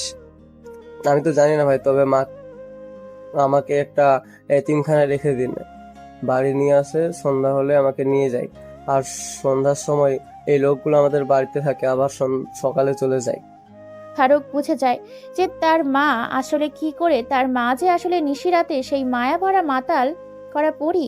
ফারুক সবটা বুঝে গিয়েছে। ফারুক বলে ওঠে, দেখ ভাই, তোরা ওদের সাথে কি করেছিস, এখন ছেলেটাকে ছেড়ে দে। দেখ ভাই, আমি শান্ত হয়ে বলছি, আমি কোনো ঝামেলা চাই না। তুই ঝামেলা চাস না বলতে কি বুঝতে চাচ্ছিস? হ্যাঁ, ঝামেলা করলে তুই আমাদেরকে মারবি, আমাদেরকে মেরে ফেলবি। যদি কোনো কথা বলছিস তাহলে তোকে এইখানে মেরে পুঁতে রেখে ছেলেটাকে নিয়ে যাব সাথে করে। তাই ওকে আয়। ফারুক কথাটা বলার সাথে সাথে ছেলেগুলো এগিয়ে আসে সেই ছেলেটাকে নিয়ে যাওয়ার জন্য, কিন্তু ছেলেটাকে নিয়ে যেতে পারে না, কেননা তার আগেই ছেলেগুলো দু পায়ে 4টা বুলেট এসে ভেদ করে এফুর ওফুর হয়ে যায়। দিন দুপুরে হঠাৎ করে এমন হয়ে মানুষের ভিড় লেগে যায়। ছেলেটিকে যেন কারো গাড়ি থেকে কালো পোশাকধারী কিছু মুখোশধারী লোক এসে সেই জন্য ছেলেকে তুলে নিয়ে চলে যায়। হঠাৎ এমন হতে কেউ কিছু বুঝে উঠতে পারে না। ভয়ে সবাই সেই জায়গায় দ্রুত ত্যাগ করে। পুলিশ খবর পেয়ে সেখানে দ্রুত চলে আসে, তো পুলিশ আসার আগেই সবাই সেখান থেকে সরে যায়। ছেলেটাকে নিয়ে ফারুক এক গাছের নিচে বসে। ছেলেটি বলে ওঠে, ভাই এটা কি হলো? আমি তো কিছু বুঝলাম না। ছেলেগুলোকে গুলি করলো আর ওদের ধরে বা নিয়ে গেল। ফারুক শুধু হাসে। ফারুক কোনো কথাই বলে না। ফারুকের এই মুচকি হাসিতে লেগে আছে অনেকগুলো রহস্যময় অজানা কিছু, অজানা ধাতুর গল্প। ফারুক এবার হাসি দিয়ে কোনো কিছু বলবে তার আগে ছেলেটি বলে ওঠে, কি ভাই তুমি এভাবে হাসছো কেন? আমি কি হাসার কথা বললাম? ফারুক আবারও মুচকি হাসি দিয়ে শান্ত কণ্ঠে বলে ওঠে, তোর মাকে ওরা হত্যা করেছে তাই না? তুই নিজে প্রতিশোধ নিতে চাস? যদি তোর মায়ের খুনের প্রতিশোধ নিতে চাস আমার সাথে চল। ছেলেটি কোনো কথাই বলে না। ছেলেটার হাতটা ধরে রওনা দেয় ফারুক তার এক ভয়ঙ্কর অজানা দেশে, অজানা গন্তব্যের, ইহকালের জাহান্নামের স্বরূপ এক ভয়ঙ্কর স্থানে। সেখানে পরকালের শান্তি ইহকাল দেওয়া হয়। কিছুক্ষণের মধ্যেই পায়ে হেঁটে তারা সেই গন্তব্যের কাছে চলে আসে। মানুষ যাতে তাদেরকে সন্দেহ না করে সেজন্য একটা রিক্সা নিয়ে সেই পরিত্যক্ত স্থানের ভেতরে প্রবেশ করে। পুরোটা গাছ গাছালি এবং ঝোপঝাড়ে পরিপূর্ণ হয়ে উঠেছে। বাইরেটা দেখতে যতটা নয় ভয়ানক, ভেতরটা ততটাই অপরূপ সুন্দর। ভেতরে প্রবেশ করতেই দেখতে পায় ছোট্ট ছেলেটি। সেই দুজন ব্যক্তিকে উল্টো ঝুলিয়ে হাতে পায়ে রশি দিয়ে নারিকেল গাছের সাথে বেঁধে রাখা হয়েছে। তাদের শরীরে কোনো কাপড় নেই, বেধরমভাবে পিটাচ্ছে তাদেরকে। চাবুকের আঘাতে শরীরের চামড়াগুলো ফেটে গড়গড়িয়ে রক্ত পড়ছে শরীরের ফাটল জায়গাগুলো থেকে। ছেলেটি আর এগিয়ে আসে। ছেলেগুলো শুধু চিৎকার করছে একটা ব্লেডের বাড়ির আঘাতে। তারা জানে না কার সাথে টক্কর নিয়েছিল, কার সাথে তর্ক করেছিল। ছেলেটি কোনো কিছু বলে ওঠার আগেই ফারুক ছোট ছেলেটিকে বলে ওঠে, আমি কে সেটা জানার প্রয়োজন নেই তোর। তোকে যেটা করতে বললাম সেটা কর। এই নিয়ে ধর। তারপর ছেলেটির হাতে একটা ধারালো চিরুনির মতো দাঁড়ওয়ালা চিরুনির মতো একটা লোহার চিরুনি দেয়। ছেলেটি সেটা নিয়ে ছেলে দুটোর সামনে গিয়ে দাঁড়ায়। তারপর তাদের মুখের ভেতর সেই চিরুনির দাঁড়ওয়ালা লোহার তৈরি চিরুনিটা মুখের ভেতর ঢুকিয়ে দিয়ে ছেলেটি মারে এক টান। সাথে সাথে গালের মাংসগুলো ছিঁড়ে চলে আসে বাইরে। এইভাবে খুব নৃশংসভাবেই শাস্তি দেয়। উল্টো করে ন্যাংটা করে ঝুলিয়ে দেওয়ায় কারণে সবকিছু তাদের দেখা যায়, বোঝা যায়। সেই চিরুনিটা দিয়ে শরীরে আঁচড় দিতে থাকে। এক পর্যায়ে আঁচড়গুলো সহ্য করে উঠতে পারে না ছেলে দুটি, কিন্তু তাদের চিৎকার বাইরে যায় না। চার দেওয়ালের ভেতরেই বাধা অবস্থায় থাকে, কারণ পুরো সাউন্ড প্রুফ এলাকা। চিরুনি দিয়ে এইভাবে আঁচড়াতে তাদের শরীরের মাংসগুলোকে চিরে একাকার করে ফেলেছে ছেলেটি। ছেলেগুলি সেখানেই মারা যায়। ছোট ছেলেটি বলে ওঠে, ভাই আমি তোমার এখানেই থেকে যাব। আমি জেনে ফেলেছি তুমি কে, আমি চিনে ফেলেছি তুমি কে। আজকে ভাই ভীষণ নিজেকে খুশি লাগছে। পাপী হত্যাকারী সেসব নোংরা মানুষদের শাস্তি দিতে পারি। ছেলেটির মুখে এই কথা শুনে এবার মুচকি হাসি দিয়ে ফারুক আবার বলে ওঠে, জানিস কি, তোকে কিছু কথা বলি, মন দিয়ে শোন। আমার পরিচয় কি? তারপর ছেলেটিকে সব পরিচয় দেয়। আপনি তো আগেই শুনেছেন, তাই নতুন করে বললাম না। ছেলেটি তার সাথেই কাজ করবে বলে তার কাছেই থেকে যায়। দেখতে দেখতে ভার্সিটিতে যাওয়ার সময় হয়েছে। আজকে ভার্সিটিতে নবীনবরণ উৎসব। দেখতে দেখতে এখানে 2টা বছর কেটে গেল। আজকে তাদের ভার্সিটি থেকে চলে যেতে হবে, কেননা তাদের তো লেখাপড়া কমপ্লিট হয়ে গেছে। এখন যদি কেউ করতে চায় বিসিএস, তো বিসিএস করতে পারে। আজকে তাদেরকে বিদায় নেওয়ার জন্য শহরে ও দেশের গণ্যমান্য ব্যক্তিদেরকে আমন্ত্রণ করা হয়েছে। সাথে আজকে রেজাল্ট দেওয়া হবে। তাদের এতদিনের পরিশ্রম ও সফলতার সার্টিফিকেট দেওয়া হবে। ভার্সিটিতে সবাই উপস্থিত হয়েছে। রফিক, শফিক, জাহিদ, শহীদ, সালেক, মালেক, মরিয়ম, ফাতেমা, এমনকি কলেজের টপার তানিয়া কিন্তু উপস্থিত নেই। শুধু সেখানে ফারুক। সবাই তাকে খুঁজছে কিন্তু পায় না। তানিয়া ফারুককে একের পর এক কল দিয়েই যাচ্ছে, কিন্তু ফারুক কল রিসিভ করছে না। অন্যদিকে ফারুক চেয়ারের সাথে বাঁধা অবস্থায় থাকা একটা ছেলের মুখে পানি ছিটা দেয়। সাথে সাথে ছেলেটি ঝাপসা চোখে তাকায়। ছেলেটি এক গগন কাঁপানো চিৎকার করে ওঠে, আকুতিমিকুতি করতে থাকে, কিন্তু ফারুকের কান পর্যন্ত পৌঁছায় না তার চিৎকার। ছেলেটি হাউমাউ করতে করতেই বলে ওঠে, ভাই আমি ভুল করেছি, অন্যায় করেছি, অপরাধ করেছি, তোমাদের সাথে বেইমানি করেছি, তোমাদের সাথে বিশ্বাসঘাতকতা করেছি। আমি যাকে যেখানে মারতে আসি তাকে সেখানে না মেরে আমার নিজ গন্তব্যের উদ্দেশ্যে কখনোই রওনা দেই না, বরং তার পর্বটা যেখানে খরচ চিহ্ন এঁকে দিয়ে আমি আমার নতুন কোনো গন্তব্যের উদ্দেশ্যে নতুন করে রওনা দেই, আমার অজানা পথের উদ্দেশ্যে। ফারুকের মুখে এরকম কথা শুনে ছেলেটি কাঁদতে শুরু করে। ঘেমে একাকার, ভয়ে কোনো কথা বের হয় না। আসলে ছেলেটিকে মারার উদ্দেশ্য হচ্ছে ছেলেটি তাদের বিরুদ্ধে কথা বলেছিল ফারুকের দলটা ধ্বংস করে দেওয়ার জন্য। বাইরে দেশের শত্রুদের সাথে হাত মিলিয়েছিল। খবর পেয়ে ফারুক তার দলের ছেলেগুলোকে তাকে তুলে নিয়ে এসেছে আজকে এখানে তার ইতি পর্বটা শেষ করবে বলে। ছেলেটা বলে ওঠে, ভাই ভুল হয়ে গেছে, ভুল করে ফেলেছি, এবারের মতো ছেড়ে দাও, নেক্সট টাইম থেকে আর করব না। ছেলেটি আর কোনো কথা বলার সুযোগ না দিয়ে সাইকেলের শিকগুলো নিয়ে চোখের মধ্যে ঢুকিয়ে দিয়ে পায়ের মধ্যে ঢুকিয়ে দেয়, বুকের ভেতর ঢুকিয়ে দেয়, পেটের ভেতর ঢুকিয়ে দেয়। এক কান দিয়ে শিক ঢুকিয়ে অন্য কান দিয়ে বের করে নিয়ে আসে। এত অত্যাচার সহ্য করতে না পেরে ছেলেটি শুধু চিৎকার করে এক পর্যায়ে ছেলেটির গলার মাথায় আরো বিভিন্ন জায়গায় ঢুকিয়ে দিয়ে এফোর ওফোর করে দেয়। ছেলেটি এত অত্যাচার সহ্য করতে না পেরে সামনে থাকা ছুরিটা নিয়ে নিজেই নিজের গলায় চালিয়ে দেয়। পিঙ্কি কেটে তাজা লাল রক্ত গড়গড় করে বের হতে থাকে। আরও সবকিছু ঠিক করতেই চলে যায় ভার্সিটির উদ্দেশ্যে। সেখানে গিয়ে প্রধান অতিথি উপস্থিত হয়। যে যার মতো করে ব্যস্ত ছিল, যে যার মতো করে বক্তব্য দিচ্ছে। পলাশ, তানিয়া, রফিক, শামীম, জাহিদ, জব্বার, মরিয়ম, আনিশা, তানিয়া, তাফিয়া সবাই ফারুককে ফোন দিচ্ছে। ফুল স্পিডে গাড়ি চালিয়ে চলে আসে। প্রিন্সিপাল স্যার হাতে মাইক্রোফোন নিয়ে মঞ্চে আসার জন্য অনুরোধ জানায় সাত্তার মেয়েকে। সাত্তার মিয়া মঞ্চে উপস্থিত হয়ে বলে ওঠে, সবাইকে ভালোবাসা অভিনন্দন। আশা করি সবাই ভালো আছেন। উপস্থিত সকলকে জানাই আসসালামু আলাইকুম। আমি দীর্ঘদিন ধরে এই কলেজের সাথে পরিচিত।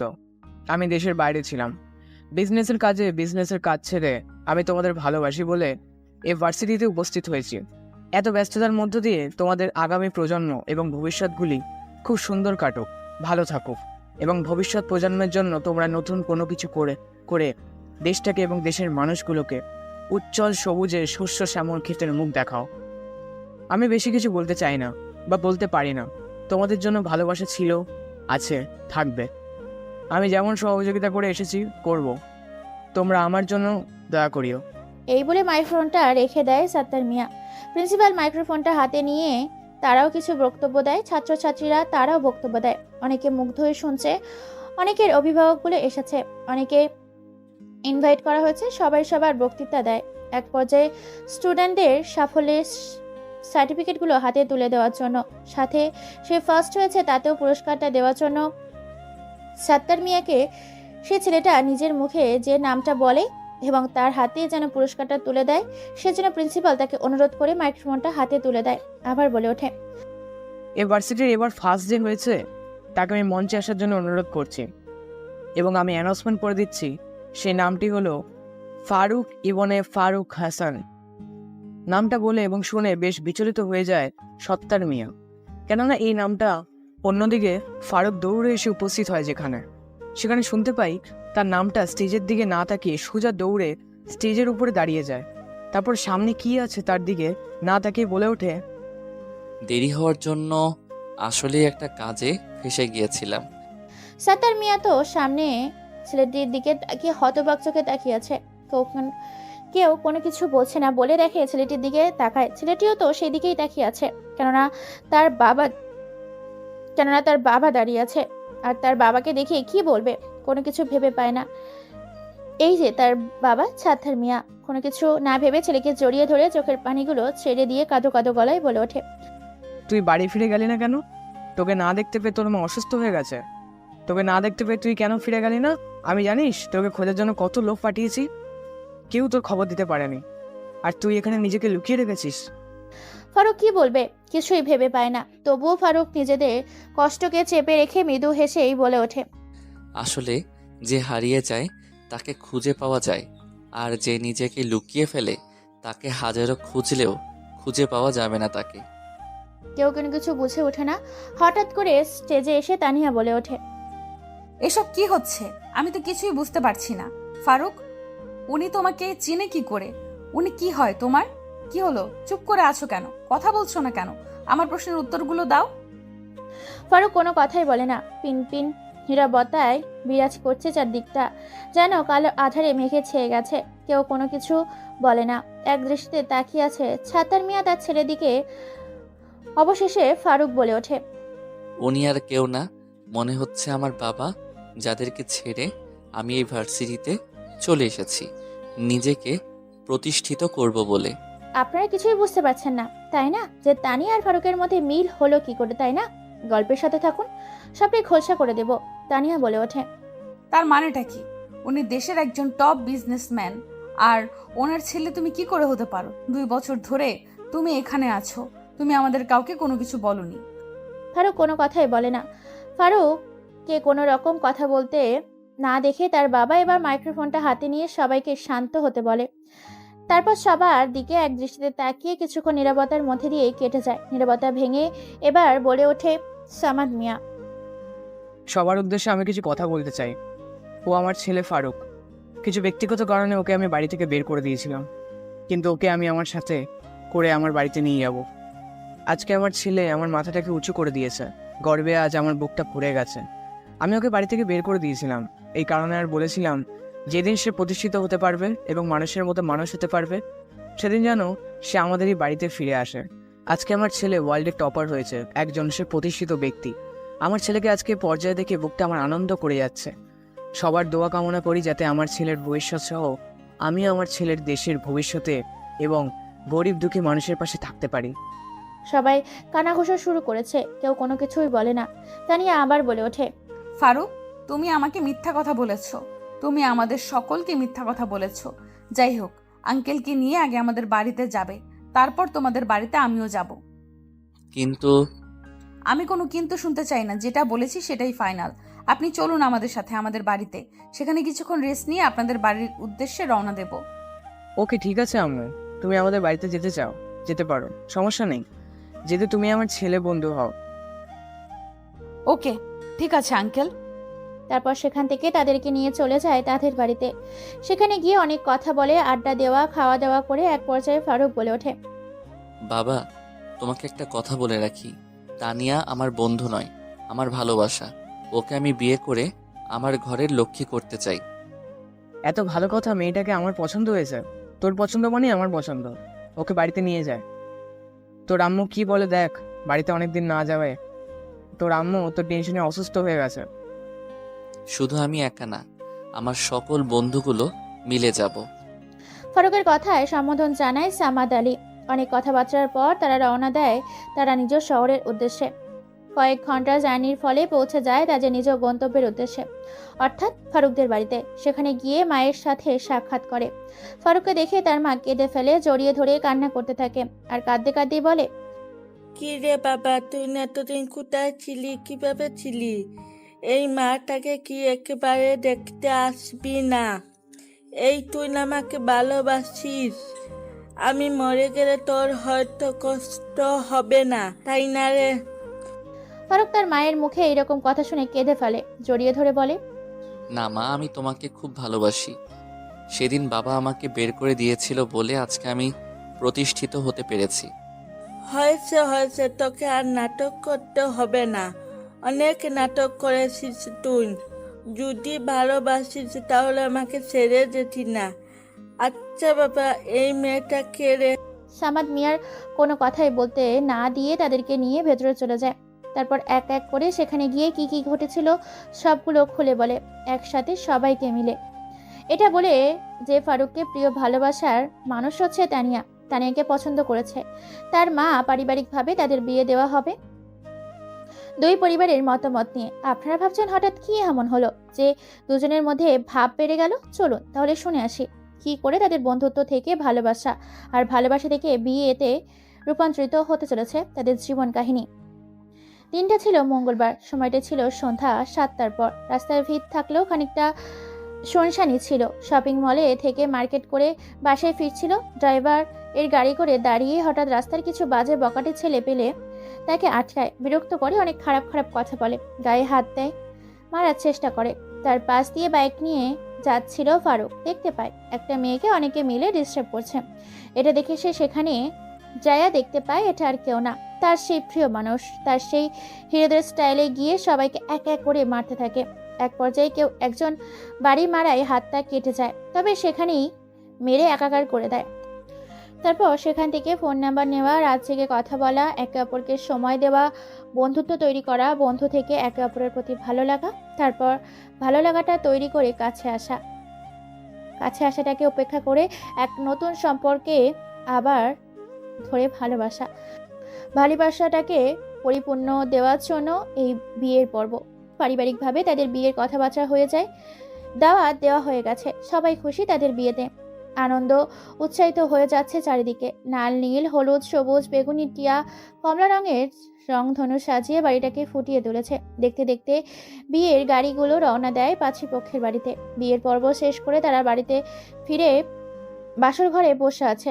তা নিয়ে ঘরের ভেতরে ঢুকে ফারুক দরজা বন্ধ করে খাটের উপর চড়ে বসে ঘুমটা সরিয়ে কপালে চুমু খায় তানিয়ার। তারপর দুজনে 2 রাকাত নফল নামাজ পড়ে নেয়। তানিয়া বলে ওঠে, যখন তোমায় বিয়ে করেছি ভালোবেসে রাখবো কাছে, সবটা উজাড় করে দেব তোমার কাছে। তোমায় ভালোবেসে যখন করেছি বিয়ে, সুখে রাখবো তোমাকে সারা জীবন আমার এই বাহু ডোরে, আবদ্ধ করে নিব নিজেকে তোমার কাছে উজাড় করে।